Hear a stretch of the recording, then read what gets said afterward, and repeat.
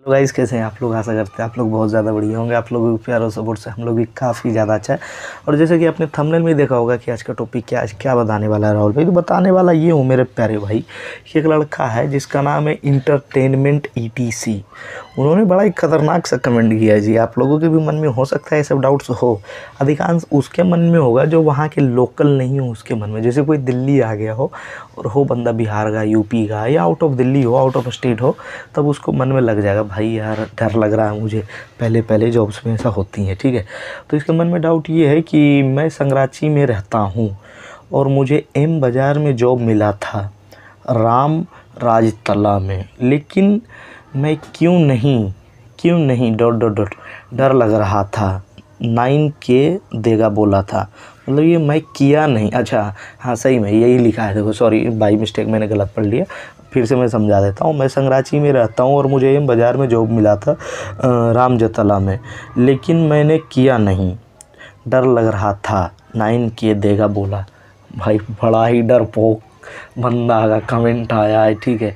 बड़ा ही खतरनाक कमेंट है और इस कमेंट को आप लोगों को सीरियसली लेनी चाहिए जिसके मन में ऐसे ऐसे डाउट्स आते हैं या जो अभी इस बात को देख करके डर गए होंगे।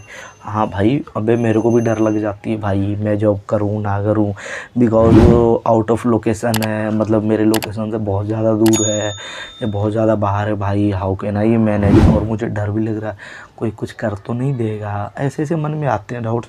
और जो आउट ऑफ स्टेट के रहते हैं उसके ज़्यादा आते हैं मन में ही भाई। जैसे आप ही को अभी आप फ़िलहाल हो बिहार में और मैं फ़ोन करूँ भाई मेरे पास काम करोगे क्या, मेरे पास वैकेंसी आई हुई है बट मैं आपको सैलरी जो है 10,000 रुपये दूँगा, या मैं आपको 50,000 भी ऑफ़र करूँगा ना, फट जाएगी कुछ पल के लिए कि भाई मैं तो फ़ोन पे हाँ कह दिया हूँ, एक्चुअली में मैं कैसे जाऊँ।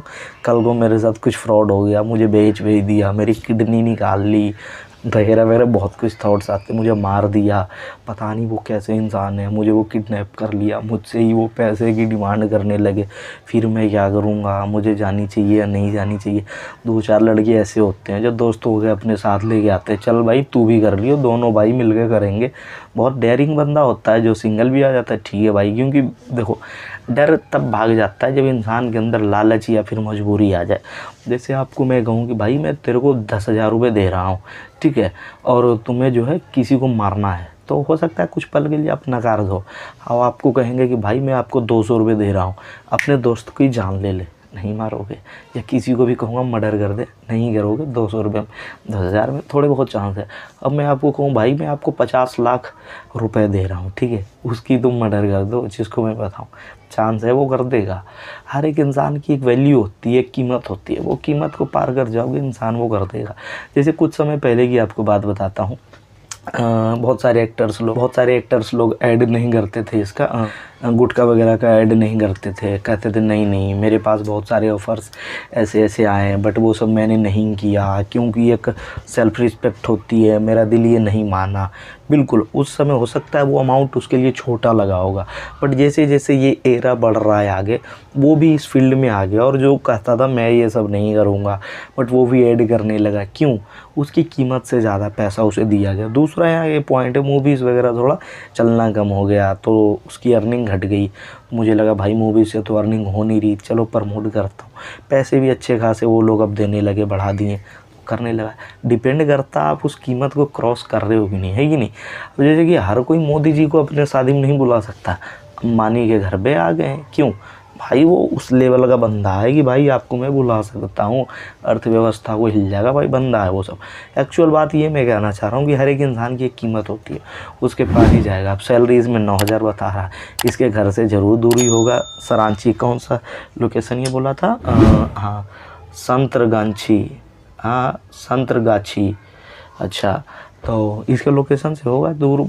अब संतरगाछी का ये है, पर इसको जॉब तो कहाँ बोला था, राम रजताला में, मतलब डिस्टेंस होगी इसके घर से, जिसके कारण ये नहीं किया। तो आपके भी मन में आते हैं डाउट्स, तो आप इस बात को जान लीजिए, करना चाहिए नहीं करना चाहिए। बिल्कुल ऐसे मन में आए डाउट्स तो भाई मत ही करो। जब दिल एक बार डर रहा है तो कुछ जगह जैसे इनके सब अपने विलेज में ही रह रहे हो, उसके 10 किलोमीटर कोई जगह पे आपको बुलाया गया, जैसा सन्नाटा सुनसान एरिया हो या मार्केट प्लेस हो, बट आपको वो जब इंटरव्यू देने गए हैं बट आप उसमें कंफर्टेबल नहीं हो, तो मत जाइए। और भी जॉब्स को देख लो, ठीक है, जो आपके नियर बाई, क्योंकि मन में डर रहेगा, ना ही आप सही से काम करोगे, ना ही आप जॉब पे रेगुलर वर्क पे जा पाओगे। जब तक मन को सेटिस्फैक्शन नहीं मिलती है भाई, ड्यूटी पे जाने का मन ही नहीं करता। अब फ्रेशर लोग को तो ऐसा ही लगता है ये काम करूँगा मैं, मेरे से नहीं होगा, अजीब अजीब फील आता है भाई। इससे बढ़िया तो मैं घर पे ही था, ऐसी लाइफ थी, वैसी लाइफ थी, बढ़िया थी मेरी जॉब, ऐसी ऐसी हर किसी के मन में आते थोड़ा भाई। एक टाइम मुझे भी लगता था ये मैं क्या कर रहा हूँ, कॉल सेंटर का जॉब, भाई मेरे से नहीं हो रही ये सब जॉब।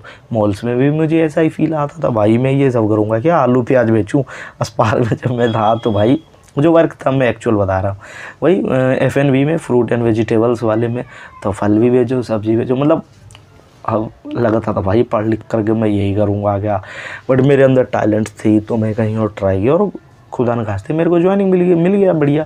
बट होता है कुछ लोगों के अंदर, अगर जो आपके अंदर टैलेंट ही नहीं हो फिर भी लगता है भाई मैं ये सब काम कैसे कर लूँगा। तो भाई आप अपने अंदर टैलेंट लाइए, और वो नहीं तो उससे बढ़िया कीजिए, है कि नहीं। दूसरी बात, आप बड़े बड़े शहर में हो, जैसे आप दिल्ली में हो, इन केस आप रह रहे हो जैसे कि एग्जाम्पल के लिए उत्तम नगर में, ठीक है, और आपको जॉब की वैकेंसी मिल गई करोल बाग में, ठीक है, आपको जॉब वहाँ दिया जा रहा है, तो जाना चाहिए नहीं। आपके घर से तो दूरी तो बहुत ज़्यादा, आने जाने में समय भी काफ़ी लग जाएगी। तो यहाँ पे कहूँगा अगर जो सैलरी आपके डिमांड को पार कर रहा है, लग रहा है कि आप डिजर्व कर रहे थे कि कोई 15,000 की भी जॉब लग जाए, पर वहाँ 30,000 दे रहा है, डेफिनेटली जाइए और उसके आसपास ही कमरा लीजिए, क्योंकि यहाँ खुद का तो घर नहीं है भाई। और 15,000 भी वो सैलरी दे रहा है तो हम करोल बाग में ही किराए पे रेंट पे रह लेंगे। पर जब आप इंटरव्यू देने गए, वहाँ का माहौल आपको नहीं भाया तो मत करो। लेकिन हाँ, ऐसा नहीं है भाई कि डरने की बात है। देखो भाई पहला जॉब्स में होता है, पर इस डर को हटा दीजिए। अगर जो आप मेट्रोपॉलिटन सिटी में हो, मतलब बड़े बड़े शहरों में आप हो, तब इस चीज़ को आप हटा दीजिए कि मतलब ऐसे भी आपके साथ हो सकता है। कुछ केसेस में होते हैं भाई, फ्रॉड होते हैं, फ्रॉडस्टर लोगों की कमी नहीं है, बट इसका मतलब ये नहीं कि हर लोग फ्रॉड करेंगे। और बड़े बड़े शहर में चांस बहुत कम है, छोटे छोटे में ही होंगे, और जहाँ पैसा मांग रहा है वो फ्रॉड है। और ऐसा ही इसके मन में आया डाउट कि इंटरव्यू देने के लिए, जॉब करने के लिए नहीं गया, तो ऐसा ही नहीं है। उनको देखो एक्चुअल बात बताऊं तो उस लड़के को जॉब की नीड नहीं होगी। अगर उसे नीड होती ना तो भाई मौत से इंसान खिल जाता है कि नहीं भाई। तो वो गया ही नहीं, इसका मतलब उसको उतना भी नीड नहीं है। उसने कहा छोड़ो कहीं और ट्राई करेंगे, क्योंकि उसको और स्कोप दिखा था। अब एक ही जॉब रहती है, अब नीड थी उसे तो एकदम करता, बिल्कुल फिक्स है करता।